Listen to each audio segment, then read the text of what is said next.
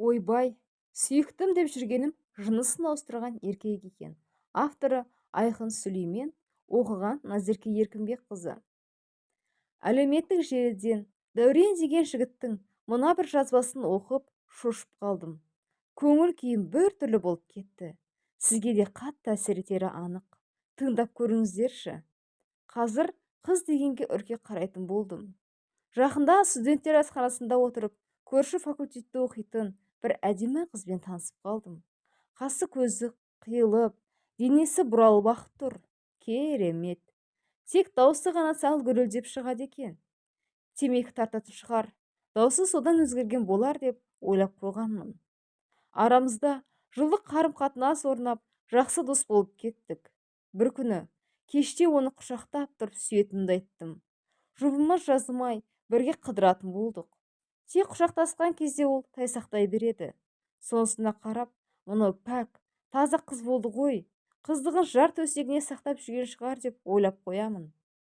Бірде биыл универді бітіремін, үйленейік деп ұсыныс жасадым.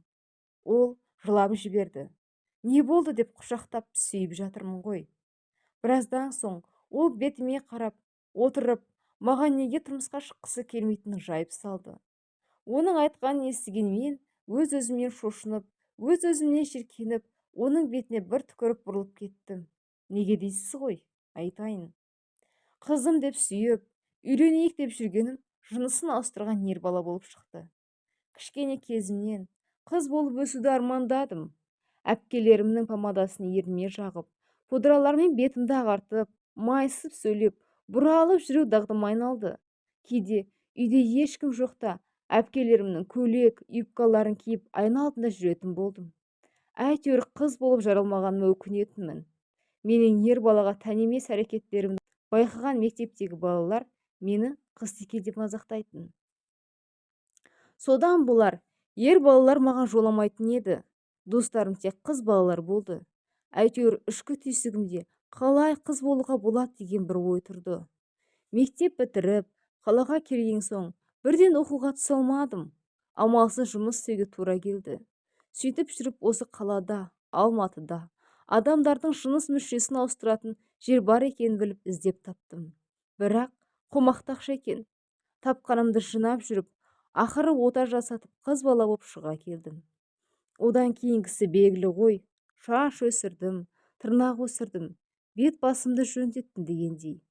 Ақыры жігіт бұрылып тұрып қарайтын сұлу қызға айналып шыға келдім. Атым Айбек еді. Қазір Айда деп өзгертіп, басқа құжат алып алғанмын. Мұнымды біліп қойған ағам ауылдан арнайы іздеп келіп, көзімен көріп, шашымнан сүйреп жүріп тепкілеп өлім шетті. Көрмегеніміз сен болсын, біз үшін өмірде жоқсың, бізді ұмыт деп қарғап кетті. Бір ай үйде ауырып жаттым, есімді жидым. Одан универге түстім. Қазір соңымнан жүгіріп жүрген жігіт көп. Олардың ешқайсысы менің сырымды білмейді. Білсе жүгірмес еді. Соның бір сенсің. Үйленейік деп болмаған соң бар сырымды айтып отырмын. Кешір. Бұл Айбек, Айда қызың айтқаны. Осы оқиғадан кейін араласып жүрген, тіпті ұнатып қалған қыздарға күдікпен қарайтын болдым. Аузы күйген үріпшеді деген осы.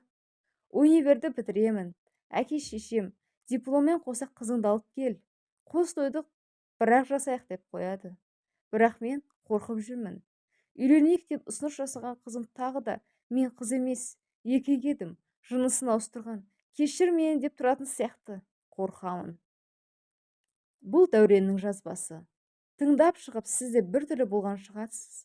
Жақында ғана теледидардан Алматыдағы қыз-теке жыныс мүшесін айырбастағандар жайында бір бағдарлама көріп, жаман болып қалып едім.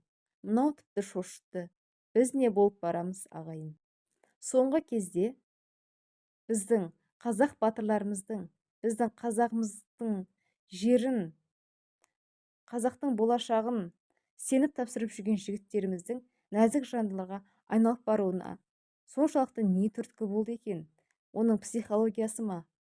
Соңғы кезде өздерінің ұл аттарын қыздың атына айырбастап, сол жігіттерге қызмет етемін деп жүрген жігіттерді әлеуметтік желіден айқын-ақ көріп жүрміз. Бұл ненің белгісі? Азғындағанның белгісі ме?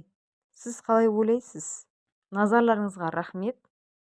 Өз ой пікірлеріңізді қалдырып кетіңіздер.